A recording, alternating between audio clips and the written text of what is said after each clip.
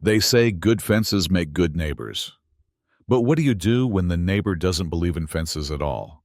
Especially the invisible kind, like respect and boundaries. I wasn't looking for trouble. Just a quiet life, a patch of grass to call my own, and the freedom to water my tomato plant in peace. But peace, it turns out, can be stolen. One hose at a time. This is the story of how a borrowed spigot became the battleground for something much bigger. A fight I never asked for. A lesson I never expected to teach. And how sometimes the smallest things, like water, carry the biggest weight when you're forced to stand your ground. You ever look at a utility bill and feel like you're paying for someone else's life? That was me, staring at my water bill on a chilly Monday morning in early spring. A coffee in one hand and a stack of confusion in the other. I live alone in Whisper Pines, a sleepy neighborhood nestled just outside of Flagstaff, Arizona. One of those places where the sidewalks are always clean, the mailboxes match, and people pretend to wave with one hand while clutching their HOA handbook in the other. I'm Ethan, tech guy, remote worker, socially allergic. My property sits right at the edge of the community, with no neighbors on the left and one neighbor too close for comfort on the right.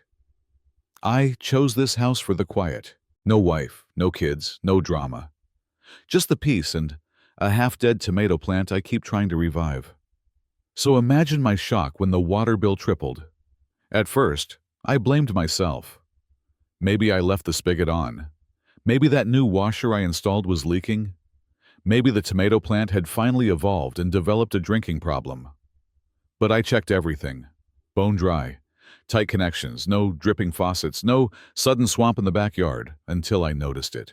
A damp trail, faint but real, snaking across my lawn, leading from my garden spigot to the edge of my property line, right where the hedges border my neighbor's driveway.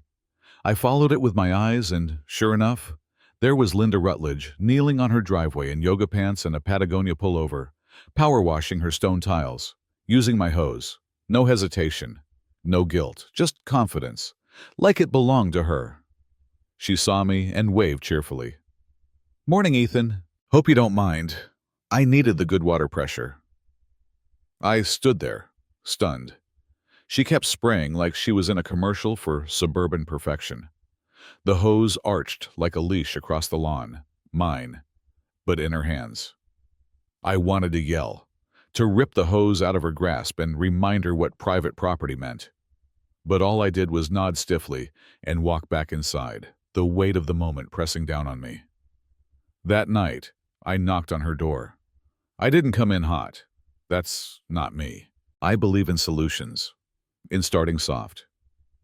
"Hey, Linda, I noticed you've been using my hose lately. I get that water pressure is important, but that connection's on my side and it's on my dime." She smiled politely, too politely. "Oh, I just figured it was community property. These houses are close enough. Besides, we're all neighbors, right?" I bit down hard on the part of me that wanted to scream. "I'd appreciate it if you didn't use it anymore."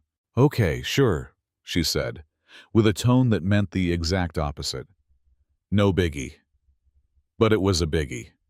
The next day, I bought a lock for the spigot. Problem solved. Until the lock disappeared.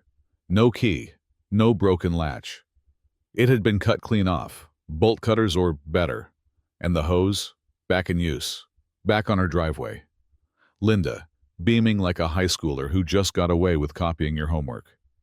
"That lock, safety hazard," she called out. "You're welcome." It wasn't just bold. It was surgical, calculated, like she knew exactly how far she could go before it became a problem for someone other than me. I emailed the HOA, attached pictures, footage, a screenshot of my spiking water bill. Their response, a single paragraph. "At this time, we recommend resolving minor neighbor disputes amicably and without POA intervention." Translation, "You're on your own." That's when something changed in me. I'm not the kind to throw fists or file lawsuits for sport. But there's a line. And Linda had waltzed right across it in yoga pants and a smug grin. So, I made a choice. If the system wasn't going to help me, I'd build one that would. Quietly, legally, and with just enough strategy to make her regret ever touching that hose. The thing about being quiet all your life is that people start to mistake it for weakness. Linda certainly did. She thought the absence of noise meant the absence of resistance. But what she didn't realize is that people like me don't get loud. We get precise. The day after I got the HOA's brush-off email, I went to work. Not on my laptop, not for my employer, but for me, for the principal, for every inch of water I had paid for. Step 1 was vision. I drove into town and bought a set of weatherproof, motion-activated security cameras. Nothing flashy. No blinking red lights. Just compact, discreet devices I could tuck under the gutter, behind the hydrangeas, and one, my favorite, cleverly hidden inside an old birdhouse I hadn't used in years. The placement gave me a full visual on the spigot, the side yard, and the strip of lawn where Linda liked to make her borrowing rounds. I set the notifications to alert me directly if movement happened within 5 feet of the hose during certain hours. Because, let's be honest, if you're using someone else's water at 10 a.m. on a Tuesday, it's not an emergency. It's a habit. I didn't have to wait long. Thursday morning, 10:41 a.m. Ding. I opened the feed on my phone and there she was. Same yoga pants, same smug stride, same entitlement. She checked both ways like a kid crossing traffic, grabbed the hose and went to work on her stone steps like she was prepping for a magazine shoot. I didn't flinch, didn't march outside. I let the camera roll. Clean, clear footage. High-definition evidence of Linda trespassing, turning the spigot, and using it for a full 12 minutes. Step 2 was documentation. I created a folder titled Evidence, Unauthorized Utility Use, Whisper Pines POA. Inside, I added timestamps, video files, screenshots, water bill comparisons from the last 3 months, and, just for flavor, a chart showing the direct correlation between her gardening days and my billing cycle. It wasn't personal, it was data, and Linda had just become a statistic. Step 3, a test. I wanted to see just how deep her arrogance ran. Would she only steal water when I wasn't around? Or was she bold enough to do it in front of me, daring me to blink? So, I stayed home the next Monday, called in sick, made coffee, sat by the front window with the blinds tilted just enough. At 10:22 a.m., the hiss of the spigot broke the silence. I didn't need to look. I already knew. But I looked anyway. There she was, dragging the hose across my lawn, a brand new brass nozzle in her hand, the kind that mists and fans like a professional-grade car wash. She hadn't downgraded. She'd upgraded. When she caught me watching through the window, she smiled and raised the nozzle like a champagne glass. See? Still works great. You're welcome. And that was it. Not an apology, not even denial. Just confirmation. She wasn't stealing because she needed it. She was doing it because she thought I wouldn't stop her. And for a while, she was right. But every file I saved, every frame I recorded, every line of HOA bylaws I reread, it all led to one conclusion. The rules weren't the problem. It was who believed they were above them. So I kept collecting. Not out of revenge, not yet, but for leverage. Because if Linda wanted to treat my property like her personal tap, then it was time someone reminded her what boundaries really meant. I didn't post the video out of anger. I posted it because I needed perspective. Maybe I was overreacting. Maybe Linda's behavior was just a strange misunderstanding wrapped in bad boundaries. I needed someone else to look and say, yeah, that's not normal. So I clipped the footage. 12 minutes of Linda, dragging the hose, power washing her walkway, humming to herself like a woman in a toothpaste commercial. I didn't add music. I didn't add commentary. Just a title. Neighbor treats my hose like community property. Is this normal? I uploaded it to the local neighborhood forum, Whisper Pines Connect, where people mostly posted about missing cats and lawn service deals. I expected 3 likes and maybe a "talk to the HOA" comment. Instead, I got 50 comments in 3 hours, then 100. Then someone reposted it to the Flagstaff Neighborhood Watch Facebook group, then Reddit. The reactions were not subtle. "This isn't sharing, it's theft. Why is she so casual? Like it's her God-given right to pressure wash your mortgage. Dude, sue her. This is insanity. You're a saint for not flipping out." People began sharing their own Linda stories, not just in my neighborhood, but from all over the country. Apparently, borrowing without asking was a pandemic no one was tracking. But it wasn't just internet points I was collecting. It was power. And Linda, she noticed. The next morning, she was in her yard, pacing with her phone to her ear, talking loud enough for the entire street to hear. "It's defamation. I'm being harassed. I don't even know why he has a camera pointed at my house." She wasn't talking to me. She was talking about me, to someone who could help her spin it. By noon, I received an email from the POA board. Subject line: formal concern, surveillance, and online conduct. The body of the message was 3 paragraphs of vague, neutral language. But the core was clear.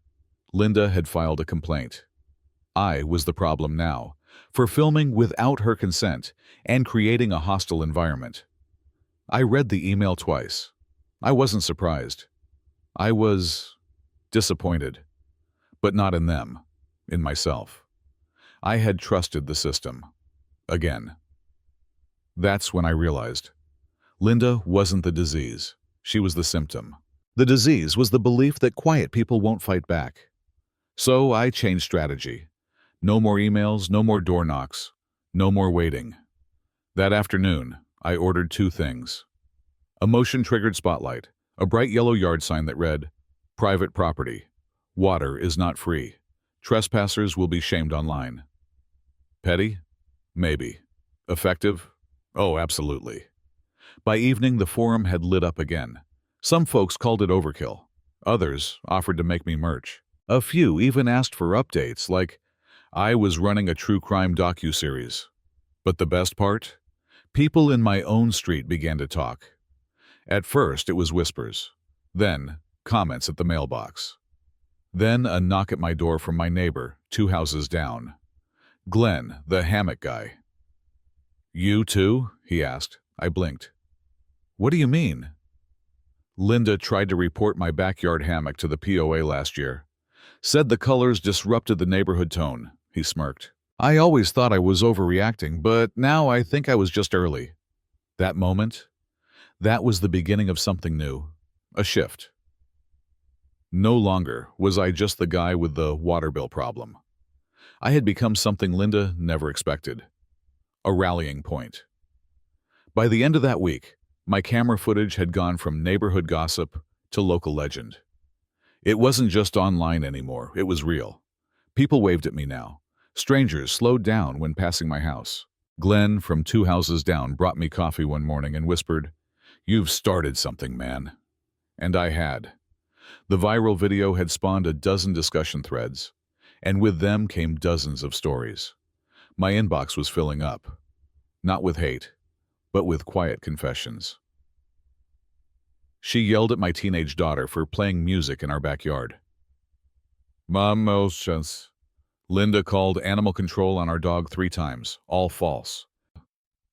She measured our trash bins positions and reported us for improper curb placement. She wasn't just annoying. She was systematic, weaponizing the POA like it was her personal army. But here's the twist. She used to be one of them. While digging deeper into POA records, I found that Linda had served as legal consultant for the Whisper Pines Property Owners Association 3 years ago. She had helped draft some of the very policies she was now abusing. Vague wording, wide leeway for aesthetic disruptions, and just enough bureaucracy to bury complaints in red tape. And now, with the internet watching, the POA was under pressure. They couldn't hide behind "resolve this between neighbors" anymore. Because it wasn't just Ethan versus Linda. It was everyone versus the structure that let Linda exist unchecked. Then came the spark. One of the residents, Marla, a nurse and single mom, posted a video in the same forum. Her footage showed Linda trying to remove her wind chimes from the porch during the day while she was at work. Her voice shook as she narrated. "I work night shifts. I don't cause trouble. But this woman has reported me 3 times for audible nuisances because of these." The comment section exploded. By this point, it wasn't just about hoses or chimes or hammocks. It was about how people like Linda rise and how they fall. I wasn't even leading anymore. I was just the first domino. Someone compiled all the complaints into one master post. The Whisper Pines Chronicles, Linda's greatest hits. It was funny, until it wasn't. Because buried in those stories were real costs. A man who paid a $250 fine for planting the wrong type of rose. A widow forced to repaint her shutters midwinter. A teenager who stopped practicing violin because Linda threatened to file a noise ordinance. This wasn't neighborhood maintenance. It was neighborhood control. The POA had no choice. They called for a special community hearing, not an internal meeting, a town hall-style assembly, with open mic and vote privileges for all residents. And they made the mistake of announcing it publicly. Because when a fire's already raging, pouring gasoline doesn't help. Linda showed up to that hearing in full armor. Blazer, binder, legal pads, a prepared statement. She sat at the front like a judge, not a defendant. But the room? Not hers anymore. People lined up at the microphone, one by one, calm, precise, angry. They told stories, showed videos, read emails from POA rejections and unexplained citations. They weren't yelling. They didn't need to. The weight of truth and consistency was heavier than volume. Linda's binder shook slightly in her lap. Then Glenn stepped up. He cleared his throat. "I used to think Linda was just particular, but now I think she built a kingdom. A kingdom based on fear of letters and fines, and Ethan, he didn't start a war, he just refused to kneel." Applause. Real applause. The kind you don't rehearse. Linda stood, finally. She opened her binder, flipped to a page, then to another. And for the first time since I met her, she didn't speak.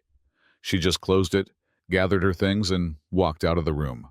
No eye contact, no threats, no last word.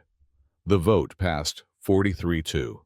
Linda was officially stripped of POA advisory status, fined $500 for repeated policy abuse, barred from initiating complaints for 12 months. But more importantly, the neighborhood stopped fearing her. The morning after the community vote, the silence on my street was different. Not the tense, careful quiet that used to follow Linda's clipboard strolls. Not the passive-aggressive hush of people too scared to speak up. No, this silence was peaceful, earned, like an orchestra resting after the final note. Linda's porch was empty. Her infamous binder had vanished from public view. She still lived across the street, sure, but now she kept her curtains drawn and her head down. For the first time since she moved in, her lawn looked overgrown, and no one said a word about it. Not a single complaint, not a letter, no citations. Let her feel what it's like, we all thought. Let her taste the very freedom she once denied us. That week, the POA asked me to join a new subcommittee. Not as punishment, not to appease me. As a solution. They called it the Whisper Pines Resident Rights Task Force. Catchy? No. Necessary? Absolutely. The mandate was simple. Rewrite the outdated, vague, weaponizable parts of the POA guidelines. Set clear limits on board authority. Protect residents from selective enforcement. I wasn't the only one on the team. Glenn joined. So did Marla. And a couple of other neighbors who, months ago, wouldn't even make eye contact with each other in the cul-de-sac. Now, we were allies, planners, fixers. We weren't trying to tear the POA down. We were trying to make sure no one could ever use it like Linda had again. We worked late some nights. I stayed up longer than I wanted. Read bylaws I never thought I'd understand. But I cared. I cared because it wasn't about revenge anymore. It was about restoration. About making the kind of neighborhood I thought I had moved into in the first place. One where privacy meant something. Where boundaries weren't invitations. And where the quiet ones didn't have to choose between speaking up and being left alone. 2 months later, the new charter passed with 87% approval. Among the updates: mandatory board transparency. All complaints must be logged and trackable. Utility trespassing clause. Anyone caught accessing another's water, power, or gas without permission could be fined immediately. Protected activity list. Residents now had the right to install cameras, use security measures, and document suspicious behavior for personal safety. Strikeout clause. Any board member found using their position to pursue personal vendettas would be automatically disqualified for re-election. In short, we didn't just fix the leak. We rebuilt the pipes. And Linda? She stayed, for a while. There were whispers she tried to file a retaliation claim, but no one took the bait.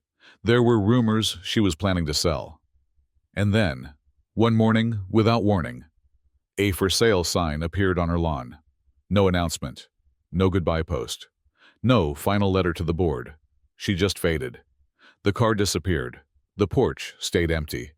And one afternoon, the moving truck came. I stood on my lawn, sipping coffee, when she walked out for the last time. Our eyes met across the street. For a moment, I thought she might say something. But she didn't. She just got in the passenger seat and drove away. No wave, no glare, just silence. And for once, it was the kind that didn't need to be broken. That night, Glenn and Marla came over for beers. We sat on my porch, feet up on the railing, watching the sun bleed behind the tree line. "You ever think it would go this far?" Glenn asked. I shook my head. "I just wanted my hose back." We all laughed. Marla raised her bottle. "To the quiet ones, may we stay calm and dangerous." We clinked, and for the first time in a long time, I felt it. Not victory, but home. It's been 3 months since the hose wars, as Glenn still calls them. Linda's house sold fast. A young couple moved in, freshly married, full of optimism, the kind that brings cookies to neighbors and asks where to find the best local bakery. Their names are Milo and Cassidy. They knocked on my door the day after they moved in with a plate of lemon bars and with a question. "Hey, we heard there's a story about the water spigot?" I smiled. "There is. But don't worry. That chapter's closed." They laughed nervously and promised to install their own hose hookup, just in case. We shared a good laugh. That moment, small as it was, felt like something had been reset. Not just the plumbing, the energy. The silence on the street now, it feels earned, not forced. The POA has changed too. It's quieter, but more present in the right ways. The complaint system is now digital and transparent. Meetings are shorter. And somehow, people have started showing up not just to air grievances, but to suggest improvements. A new community bench was installed under the oak tree near the park. The garden by the entrance got fresh mulch and a plaque.